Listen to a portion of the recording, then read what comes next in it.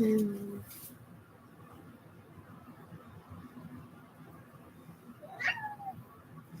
um,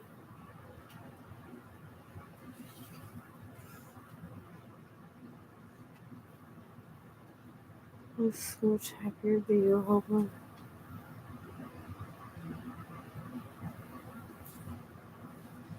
Obviously, I wasn't happy all the time.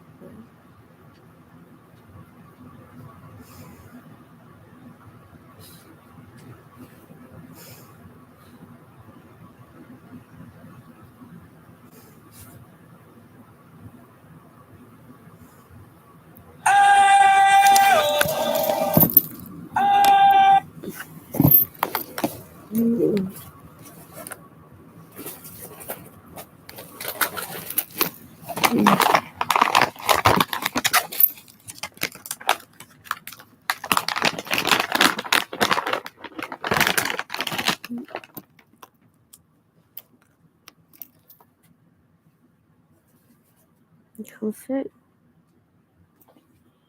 No.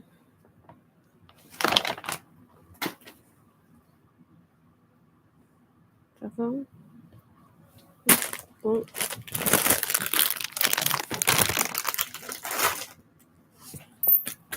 come sit with me. Come. Come. Come sit. Okay, well, I'm gonna come get you then. So that's what I got you for. You're my eternal prisoner.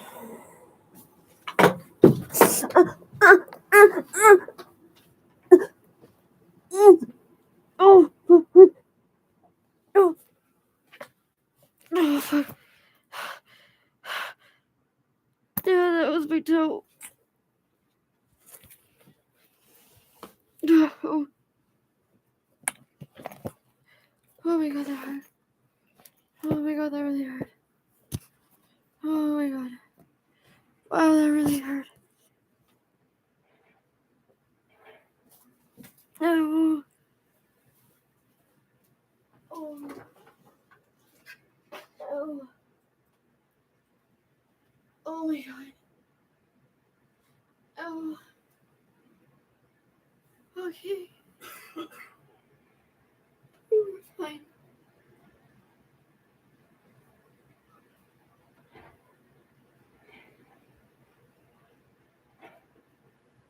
Oh.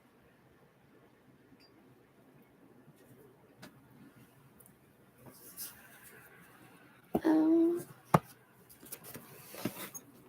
Oh.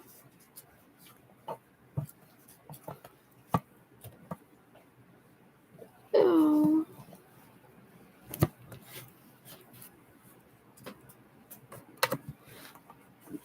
Oh.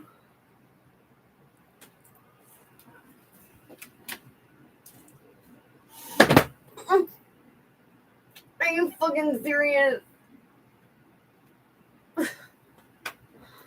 I'm just gonna go fucking sit down with everything I do.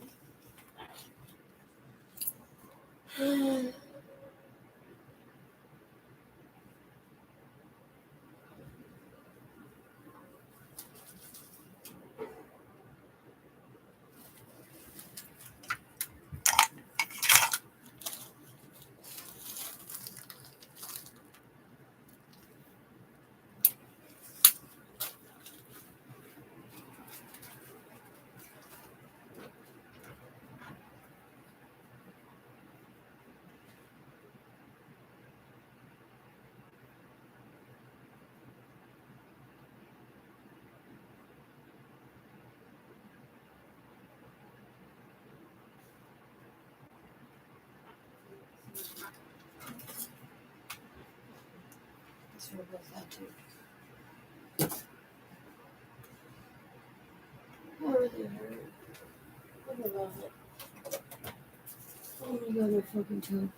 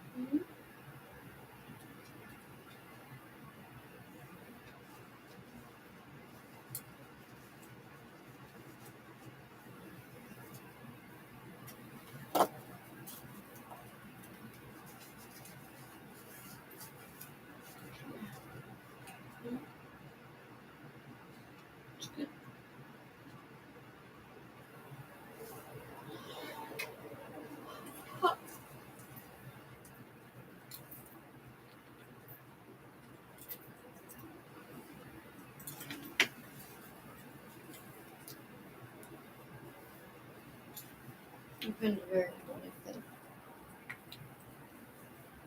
Now that I don't want to sleep all the time. That everyone else works from home. Well, it was happening like 10 years ago.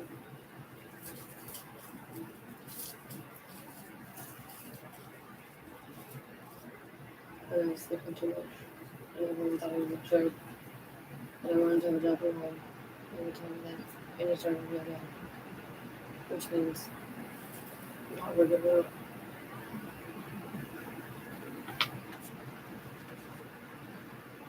So.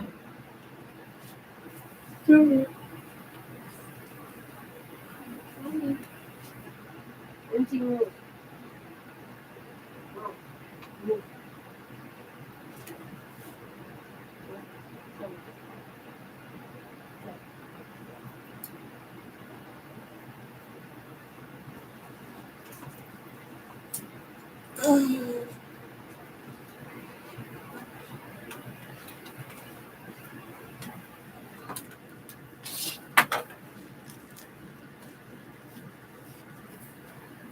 This is the best thing in the world. You're so handsome. I love you. I don't know what that means. Thanks. Your face smells like pee.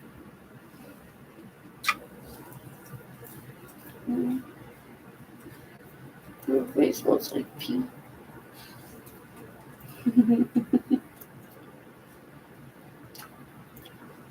Oh, you can see your cataracts. Oh, puppy's eyes are starting to go.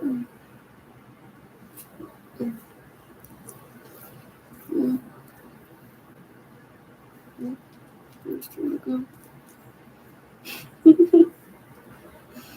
You're so cute, Jack.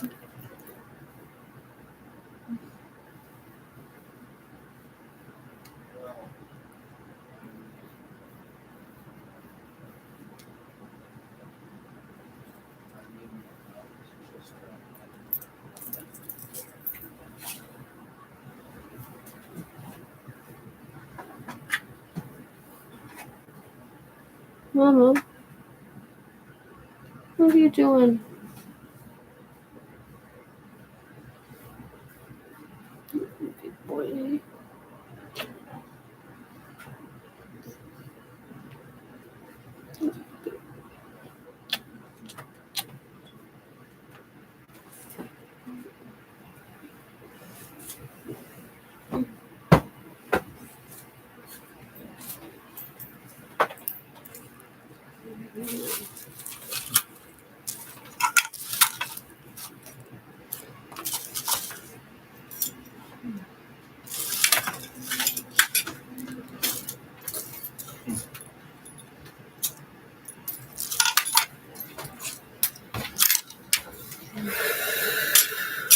Did you see my picture I sent you? I did, thank I you. love it. I very much appreciate you taking ugly pictures of me while It was not ugly. Yeah, but you and my I mom. gave you jazz hands, and then like on the pillow, it was perfect because it says drama queen right on top of your head. Like between you and my mom, she also does shit like that where she takes fucking creepy ass pictures of me while I sleep, and I'm like, It was why the would perfect you do picture that? because of like how you were posed in your sleep. It was It's just like funny. you're so beautiful in your sleep. I'm like, so when I'm awake, it's fucking ugly. Thanks. You just brought it there. No one brought it there. You brought it there. So that's you. I'm just trying to get her to be. Cut that Trying to make out. her stop taking pictures of me while I fucking sleep. What a creep.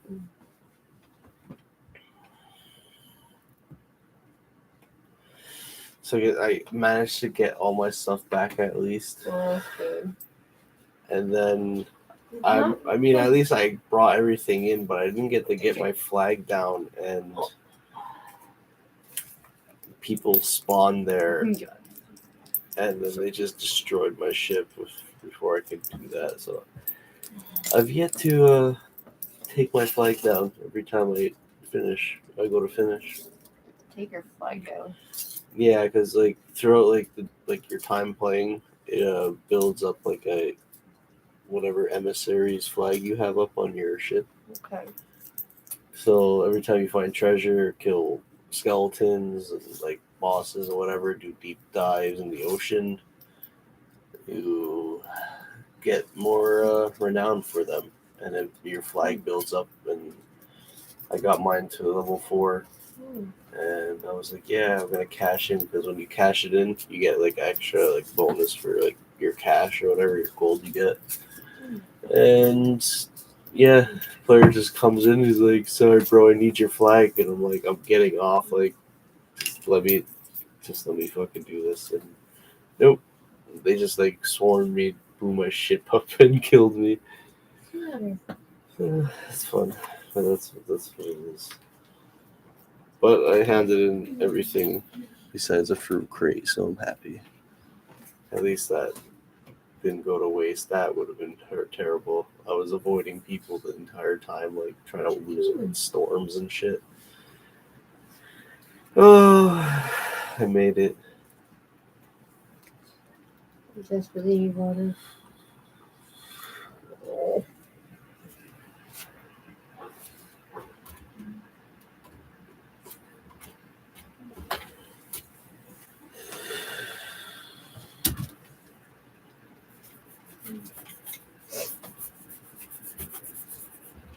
What are you doing?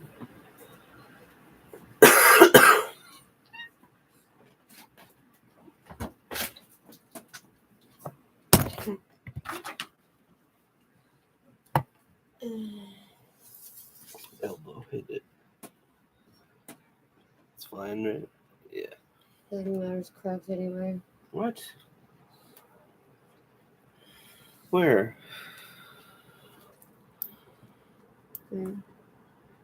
Right there.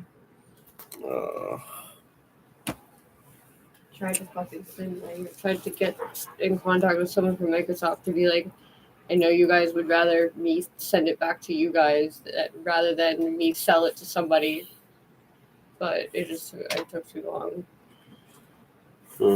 Because like the girl I was talking to last, she was like, would you mind if I poke around remotely? Because I told her the deal, and I was like, I would love it if you guys would just take it back. Like, I know that's not going to happen, but like ideally, I would like for you guys to just take it back and refund me so that I never have to deal with you people again. Look them up. What are you doing? Because like, I honestly like. Even like the company now is like, oh yeah, well it's not a very like quality product because you should have basically known that it's, what do they call it, fashion over function. I was just like, yeah, that's why everybody fucking dishes out that much money. I just wanted to get you something nice. Hey, but Cameron, don't do that. Like, please don't do that. Like I know you want, and it was nice, and it is nice, and it's just sucks that they're fucking telling you that it was quality. Yeah, but it took like over a year of me trying to like find reviews that kind of like match to my experience, and it's not that I'm looking for negative reviews specifically. Like it literally, everyone was like, "This is like the best thing you could fucking buy right now," for like over a year. And then all of a sudden, it's like bombarded with like, oh, a year later of having this fucking device, this is what our reviews are now. And it's like, yeah, that's what I've been saying this whole time. Like,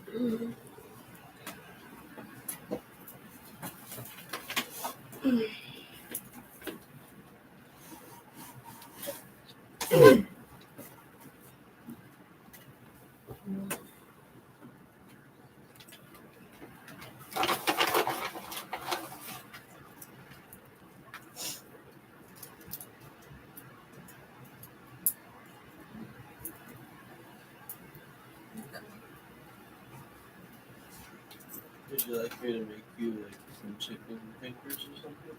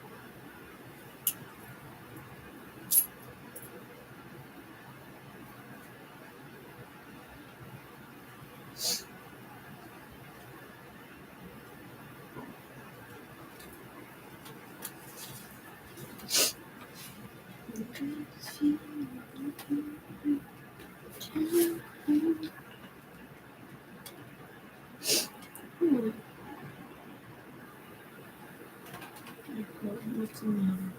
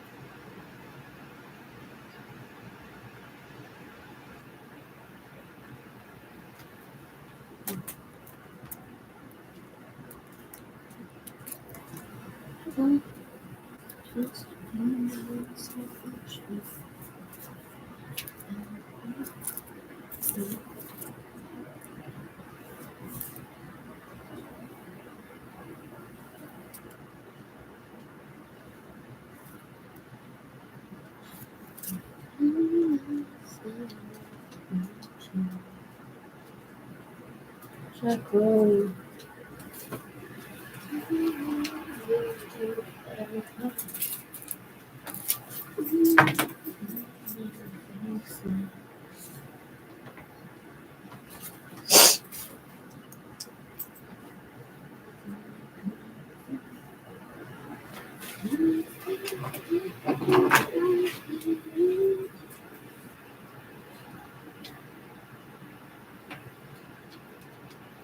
I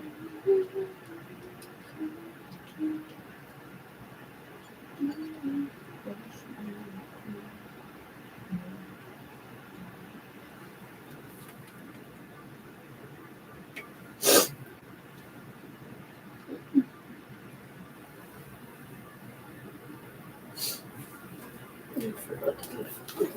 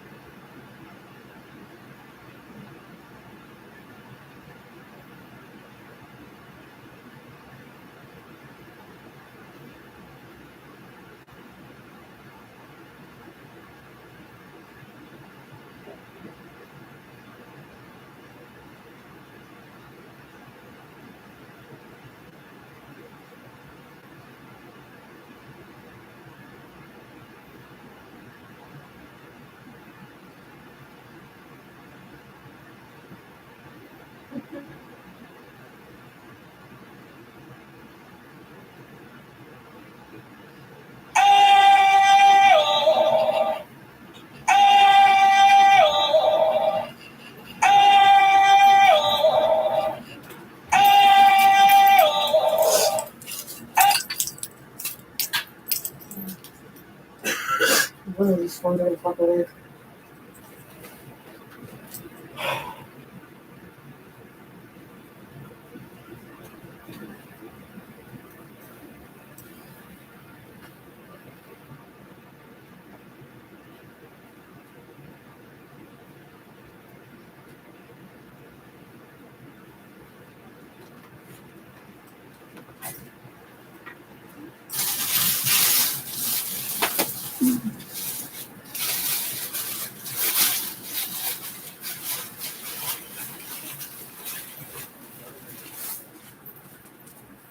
Talk to me? Said you can cuddle if you want. Yeah, I'll put a little bit. Just gonna screw the door open.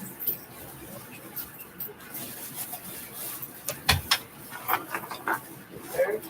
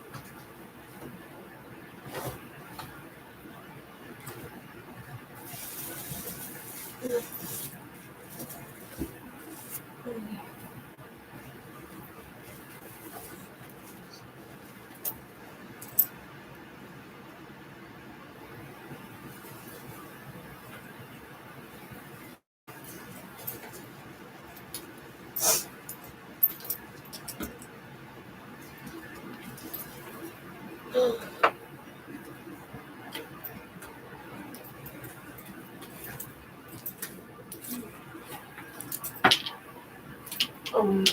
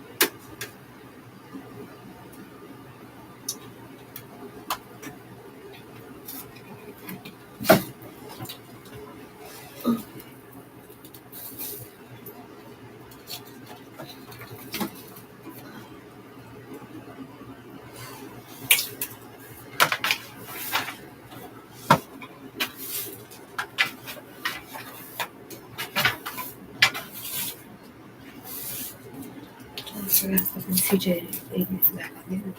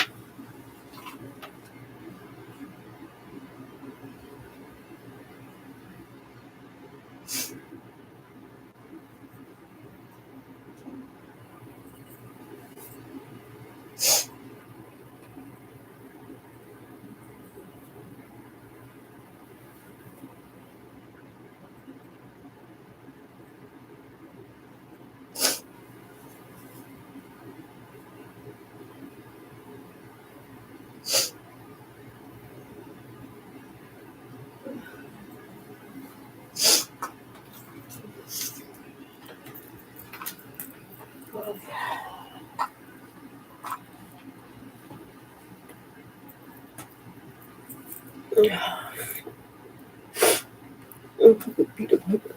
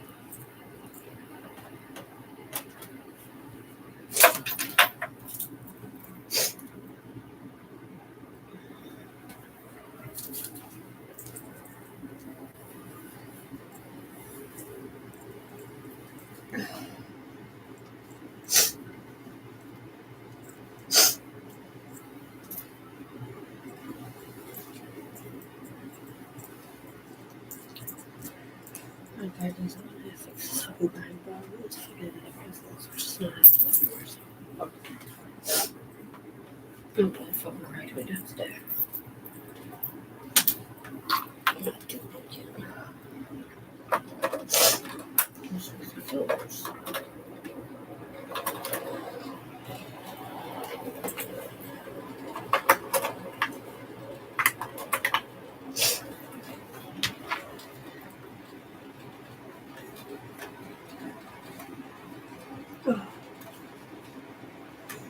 Okay.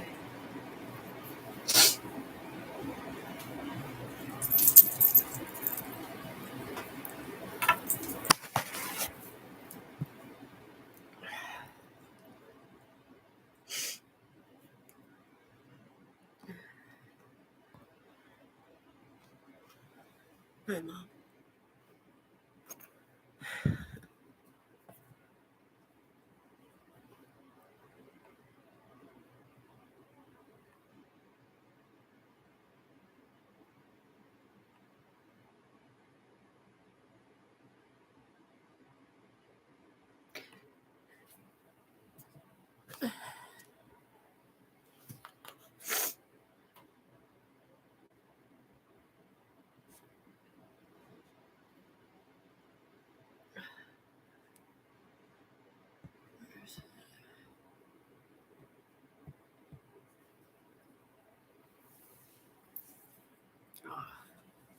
See, like, sometimes on sometimes on YouTube it looks dirty as that. And sometimes on the Facebook it looks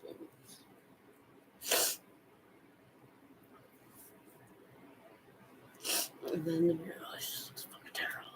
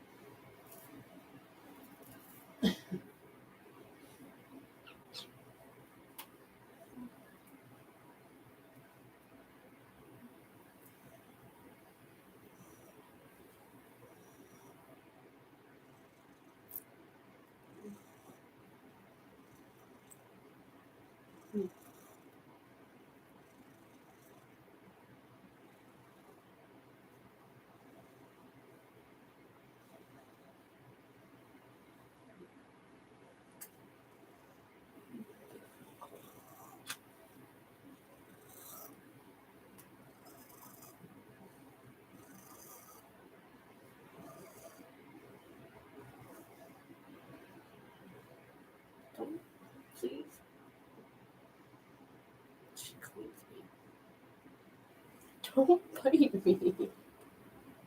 Would you? Ow! Ow!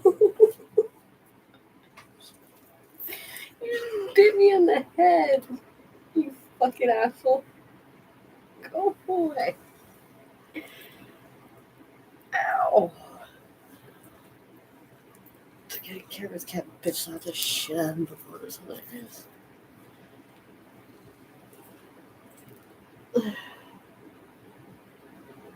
Why did you bite my head for? Oh.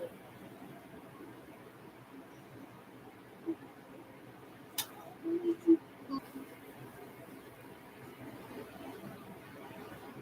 you bite my head for?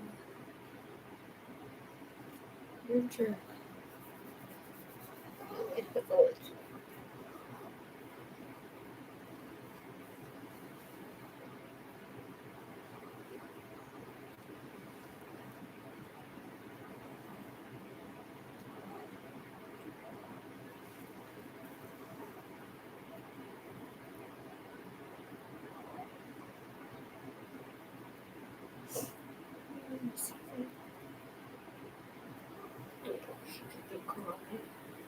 Oh.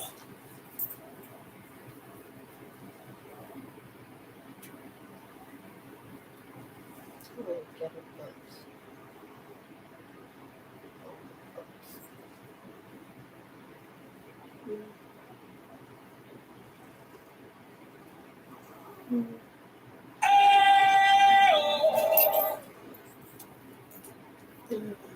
Butt scratches.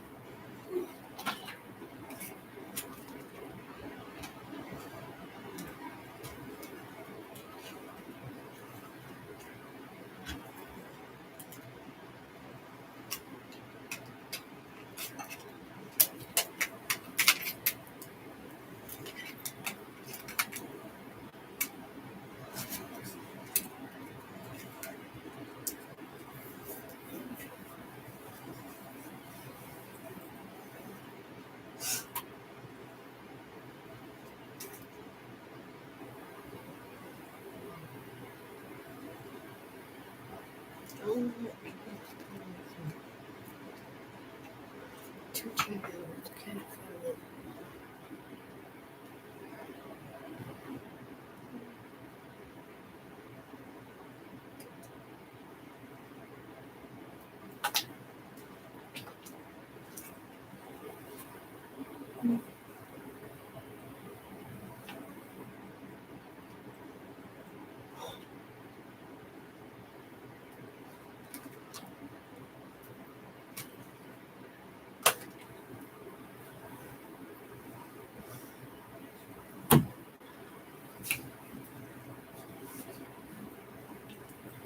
Oh, this is happening.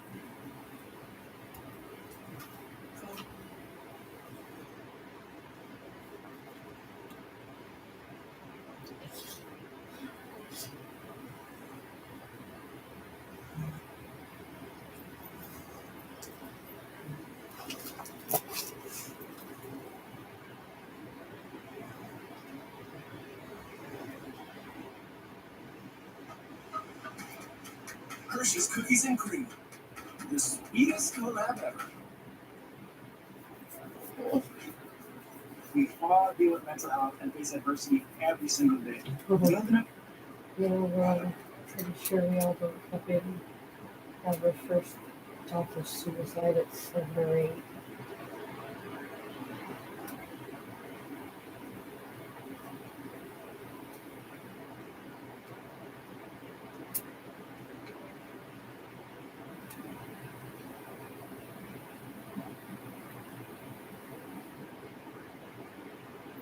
Moreover, to come down and also solidarity which is Ukrainian Coast Guard to hear and support us in this fight. So I'm really touched and moved, and it's such a wonderful feeling that you're not alone with this terrible fight with the enemy. So I really appreciate that. Cameron is also holding an online raffle through social media with Ukrainian and indigenous clothing and accessories. All proceeds from the raffle will go towards the Ukraine humanitarian crisis appeal. Daryl's Ranger, APT National News, Winnipeg. The Camino First Nation announced today in Edmonton that 169 possible burial sites were found on the St. Bernard's Indian Residential School in Breward Mission in northern Alberta. The school in Mission was open from 1872 to 1961. Working with the University of Alberta, ground penetrating radar detected 129 probable remains, 32 possible remains, and 8 likely remains in the 1 acre that has been searched so far. More scanning will take place in the coming weeks. The university said that 107 probable remains were found in the school cemetery. These were not schools. They were institutions established here, Union and Tower. And as the number of children found in graves continues to climb, we see it was never hope. Erasing who we are, but eradicating us altogether. Genocide. We'll have more on this story tomorrow. The National Indian Residential School Crisis Line is available for survivors and others who might need support. That number is 1-866-925-4419. A delegation of Indigenous peoples is traveling to Rome at the end of this month, where they will meet with Pope Francis. A Mi'kmaq residential school survivor is part of that delegation. Phyllis Bloom will have 10 minutes to share her experiences at residential school. APTN's Amy Moore has more. This is the closest most people will get to the Pope, waiting in a crowd for him to appear at a window. Few get a private conversation with His Holiness. Residential school survivor Phyllis Gugu of the Ogama First Nation will get that opportunity. She went to the Shubenacadie Residential School from 4 years old to 14. She remembers the abuse. You could hear children crying because they're constantly being struck. You know, you're out blind or something, or something like someone with their bed and they get beaten for it. In her 10 minutes, Google will speak of the impacts of residential schools. I saw so much in residential school that becomes me sometimes, think about other children, but I saw a lot of different kind of abuses. Google would like her poetry from the Pope, from the Catholic Church's role in the abuses of residential schools, and she hopes the visit will be healing. But the discovery of unmarked graves brings back pain. When they discovered the unmarked graves, it got me down again. I was right back to where the hurt was. Thinking about the children, what they went through, to die in residential school. The First Nations delegation is scheduled to arrive at the Vatican at the end of this month. Angel Moore, APTN National News, Chibuktuk, also known as Halifax. Time to step aside for a quick break, but first a look at a story we're working on. Arnold's experience plays a key role. Irish American mentality. A birch bark canoe he made with his father over 60 years ago becomes a part of Alberta history. In those days, I didn't even think of coming back to that history. Now Alzira Orr wants to pass that knowledge on. I'll bring you that story soon on APTN National News. Very cool.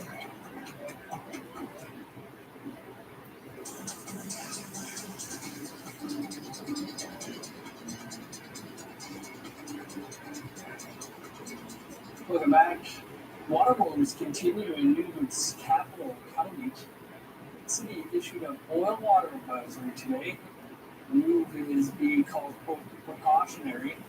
It came after a valve repair caused the system to lose pressure. According to a city press release, residents are advised to boil water for a full minute before using. The county has had ongoing water issues after fuel in the water supply shut down the system for 2 months in October. A new report by the Intergovernmental Panel on Climate Change takes a look at the imminent impacts of the climate crisis. Amidst the doom and gloom, there are suggestions on how to reduce risk. and that relies on Indigenous people and their knowledge. Here's Annette Francis with more on that. Elizabeth Gilmore is the lead author of the IPCC report released this week. This is a very stark report, and it outlines many irreversible impacts.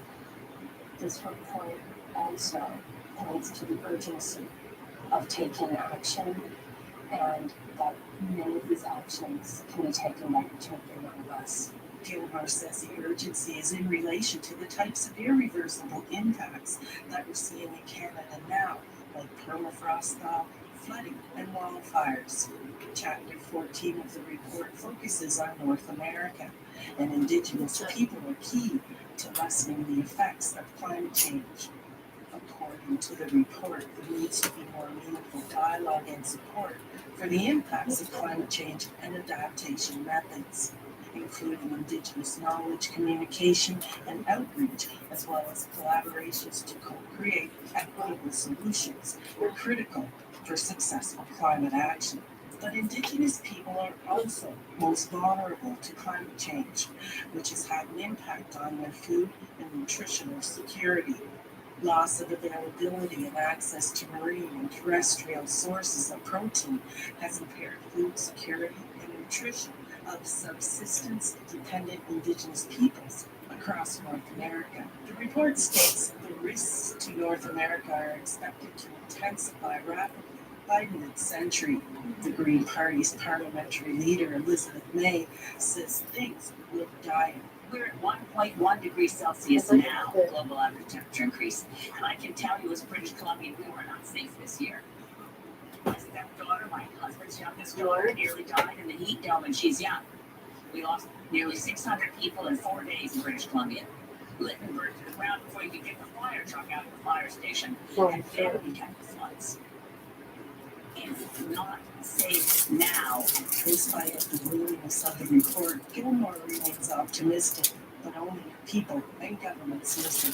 The report tells us that there are numerous actions that we can all take. These actions need to start. Phrases, APTN National News, Ottawa. Reese's Pieces peanut butter and chocolate cookies. Caramel flavored milk chocolate. Pretzels. Yeah, I didn't know that was The chief of the Federation of Sovereign Indigenous Nations has responded to criticism leveled at the organization by longtime Senator Roland Crowe when he resigned just over a week ago. Crowe cited a number of reasons for his resignation. Those reasons included a credible loss of principles at the organization, disrespect of women's staff, and failing to protect treaty rights. FSIN Chief Bobby Cameron denied the accusations and said the former senator has the right to his own opinion. It's something that we prioritize in securing that our children come home and connecting with CN to we're doing our best to influence the federal budget to develop and create and build more houses on this route, implementing that treaty right to shelter. Those are important items, and we continue to focus on those. Roland Crowe has every right to speak his mind, we respect him for that. Two-spirit member of the Madawaska Maliseet First Nation in New Brunswick has been trying to get band membership for his son Jackson for years. Because his twin boys were created by in vitro fertilization, one of his sons does not share his DNA. As Amelia Fournier reports, the band requires a paternity test for membership. I am your father, with every part of my soul and being.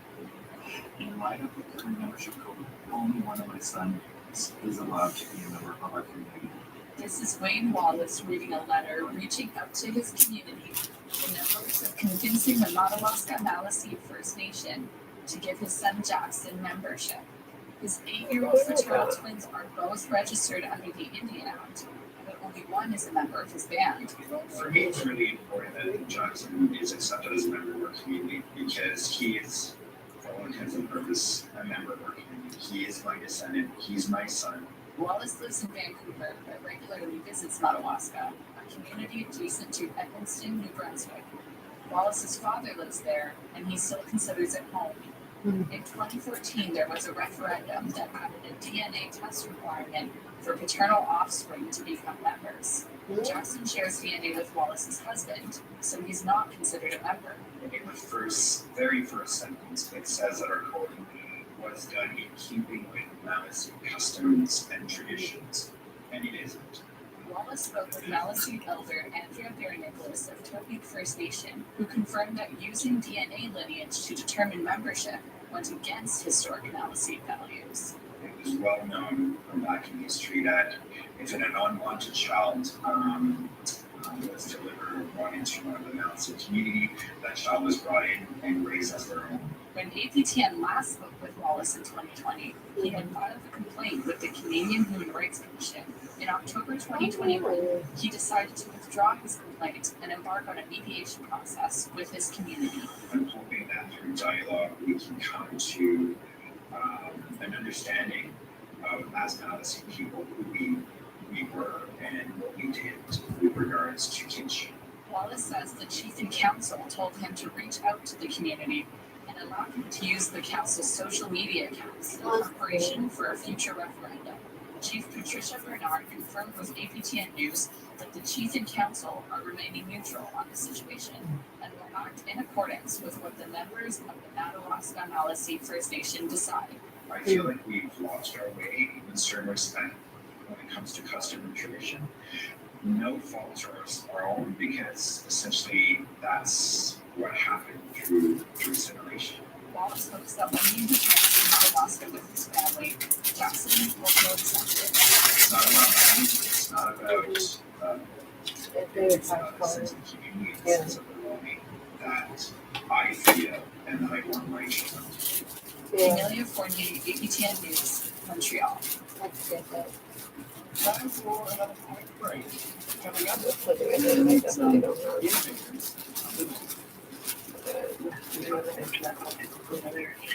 Other ones before that they already addressed it and stuff, so hopefully we can maybe look to it one day a bit more seriously.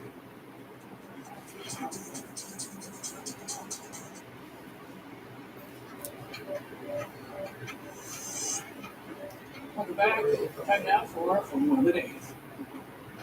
And with the sun low upon the horizon, this is from our viewer, Letitia Rangel. This is the view from Westboro, Ottawa, looking across the Ottawa River.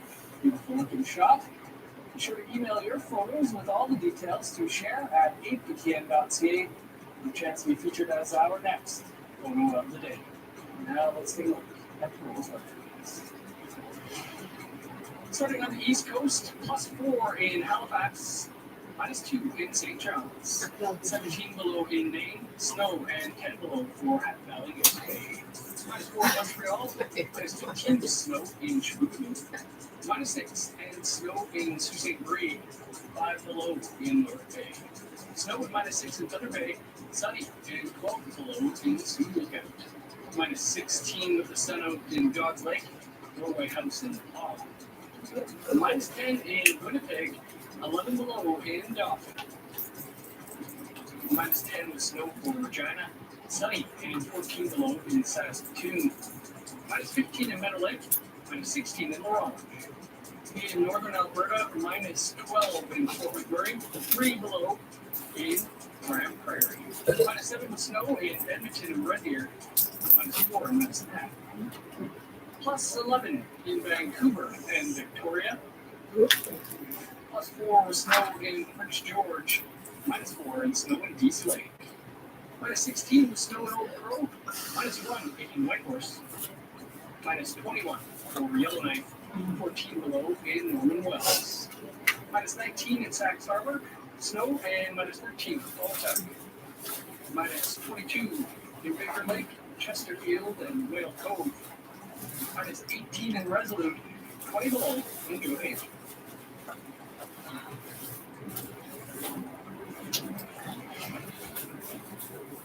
Some notable First Nations people in the Yukon were recently recognized for their exceptional, innovative spirit and contributions to the territory. Sarah Connor is with the Yukon Hall of Innovators, most recent inductees. In 2020, Sheldon Campbell became the first Yukon First Nations woman to earn her single-engine commercial pilot license. I'm not going to that political further. Beautiful little thing to fly. The first thing is probably ones before that are interested in stuff. So hopefully they can maybe look to it one day a bit more seriously. Dan Campbell is in the early stages of becoming a bush pilot and works as a truck driver. I'm really excited to share that this year's Youth Innovator Award goes to Lan Yan Van Cannon. So that's how the 23-year-old Champion Ajax citizen came to be nominated for the Youth Innovator Award, provided by Innovation Hub Construct and the Department of Economic Development. This is the second year Construct hosted its Hall of Innovators Awards. The awards honor Yukoners who are improving the lives of others with their innovative spirit and contributions. Van Campbell doesn't know who nominated her, but thinks it was because she's part of a male-dominated field. So I think the innovation comes from bringing a new perspective, new point of view, background, diversifying the industry that probably needs it. It was a surprise. Mia Williams is the co-owner of Long Ago People's Place, a Southern Shoshone interpretive camp and traditional museum in Champaign. For 26 years, the camp has been connecting visitors with Southern Shoshone culture. The Little Salmon Carfax First Nation citizen and her partner were also recognized for their work and were presented with the Notable Innovators Award. I was extremely grateful, and we recognized after 26 years of replicating traditional shelters with the use of natural resources and bringing that forward. It's been a long journey. Sarah Connors, APTN National News, Whitehorse.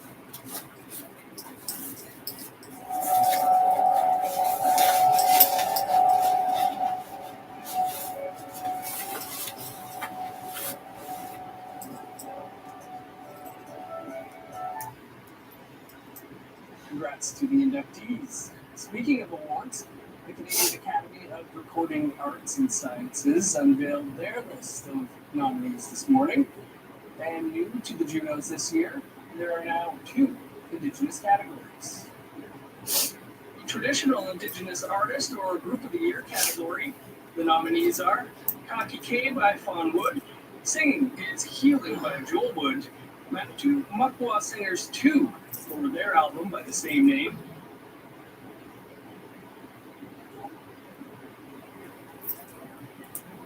This year, a total of 9 people died in house fires on First Nations in Alberta, Manitoba, and Ontario. Tonight on a new episode of Face to Face, Blaine Wiggins of the Aboriginal Firefighters Association of Canada shares some fixes he hopes would help extinguish the problem.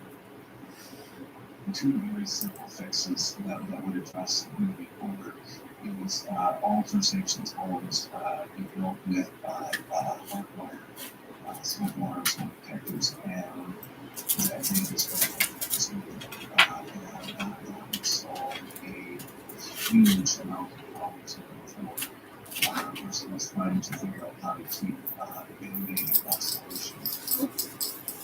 You can catch an entire interview with Blaine Wiggins on Face to Face right here in less than 2 minutes' time.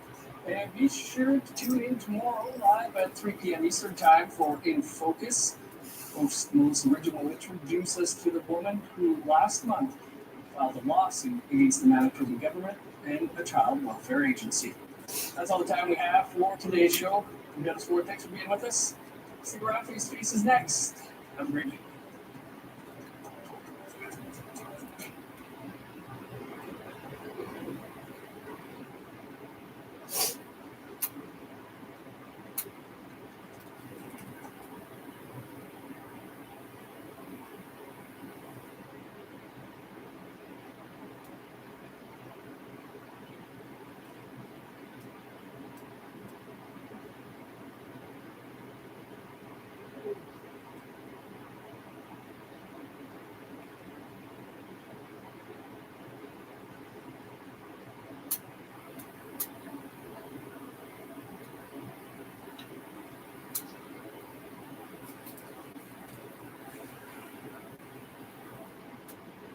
Good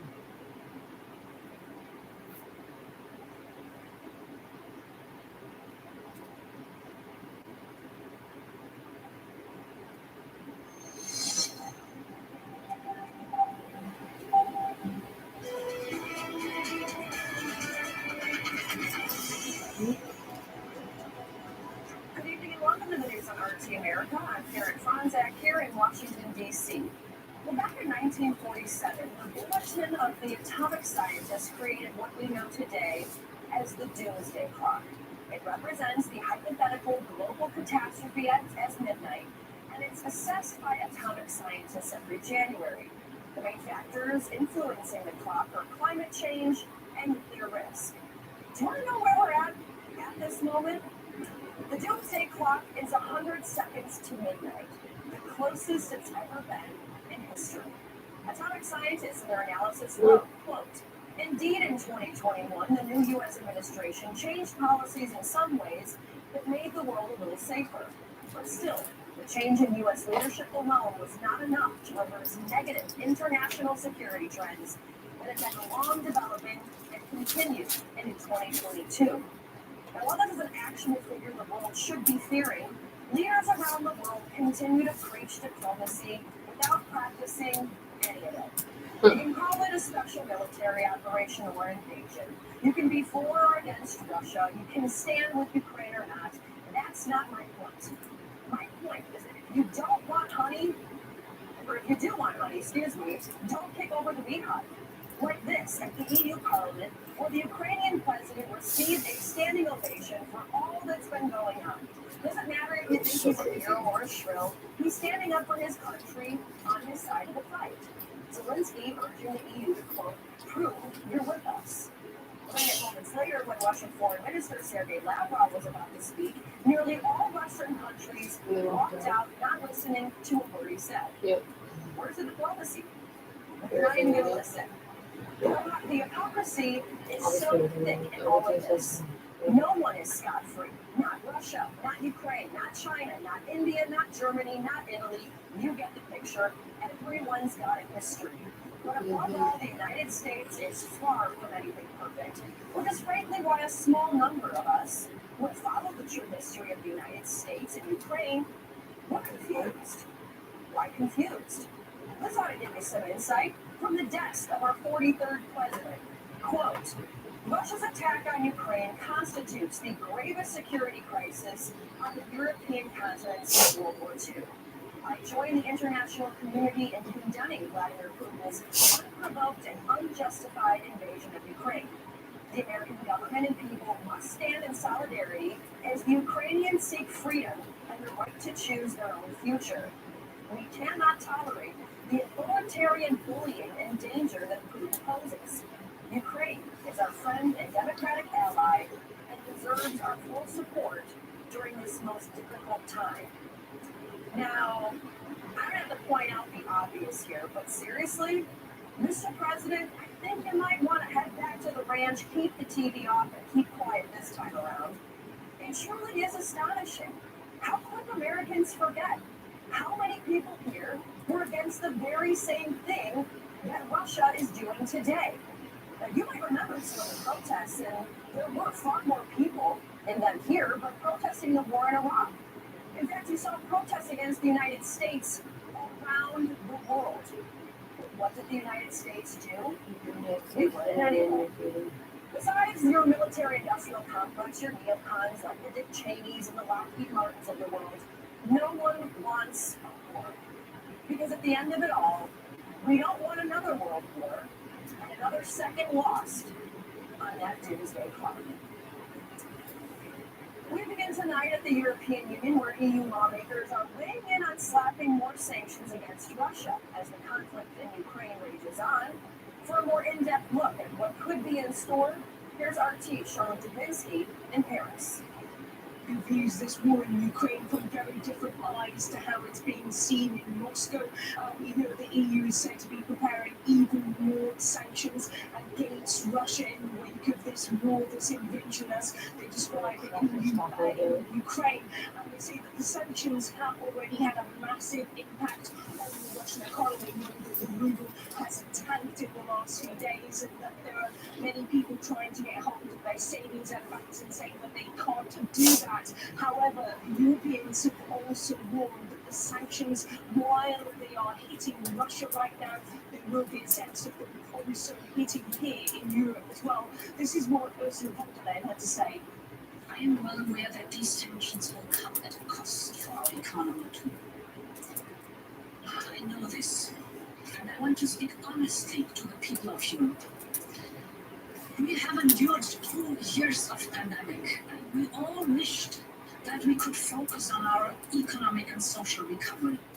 But I believe the people of Europe understand very well that we must stand up against this cruel aggression. Yes, protecting our liberty comes at a price, but this is a defining moment. And this is the cost we are willing to pay, because freedom is priceless, honorable members. This is our principle. Freedom is priceless. Well, just to give you a sense, what the EU is doing right now is sending arms to Ukraine, so 450 to 500 million euros worth of weapons that are coming from countries that have previously been neutral. For example, Finland, and also know that Switzerland has decided that it will support the sanctions that have been laid down by the EU so far against Russia, against companies and individuals. Now, just to give you a sense that the UK, which has also been sanctioning Russia and originally closed its airspace to Russia prior to the EU doing this. We know that the British Prime Minister was in Warsaw today, the capital of Poland, and he was questioned about the situation. A rather emotional question coming from a Ukrainian journalist. And Ukrainian people are desperately asking for the West to protect our sky. So you're coming to Poland. You're not coming to Kiev this time. You're not coming to Lviv because you are afraid. I see that my family members and my team members are saying that we are crying. We don't know what's wrong. This is what is happening. Well, thank you very much for your questions. And when we talk about the no-fly zone, unfortunately, the implication of that is that the UK and would be engaged in shooting down Russian planes that would be engaged in direct combat with Russia. That's not something that we can do or that we envisage. EU's Council President has accused Moscow of engaging in what he describes as geopolitical terrorism. He said that rule-based international order, democracy, human dignity, this is a quote from Charles Michel, are also under attack. And he said this geopolitical terrorism is pure and simple. However, despite that being the majority view, at least here in Europe, there are some dissenting voices who are suggesting that the EU has perhaps dragged Ukraine into this war. A fatal mistake to tease Ukraine with impossible promises, joining NATO and the EU. Europe has dragged Ukraine into this confrontation. It would be smarter to do so that Ukraine could develop. It cannot be anyone's outpost. NATO membership is a red line for Russia. The Russian Federation will not allow this. It has been talking about it for 20 years. Of course, it feels like the talks were held on the boundaries between Ukraine and Russia on Monday.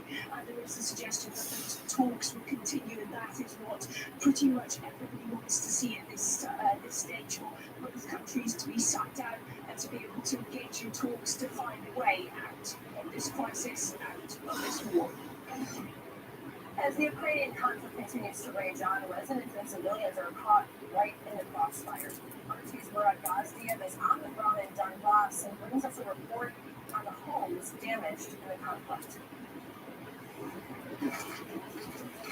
The sound of war is deafening across the fields.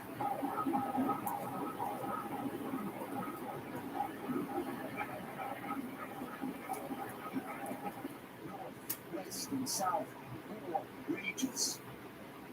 Right outside the house, the shell impacted a little further away, right above the basement. The irony, the tragic and sad irony here is that if they had stayed in the house, they might have survived. It's a grisly scene down there full of blood, images that we don't want to show you. Only the father survived, wounded amid the shame. He ran for help. Остался рад. У него рука отшагивала, он остался просто жив, просто как чисто своего, я просто волнует. А тихо, конечно, да, ясно.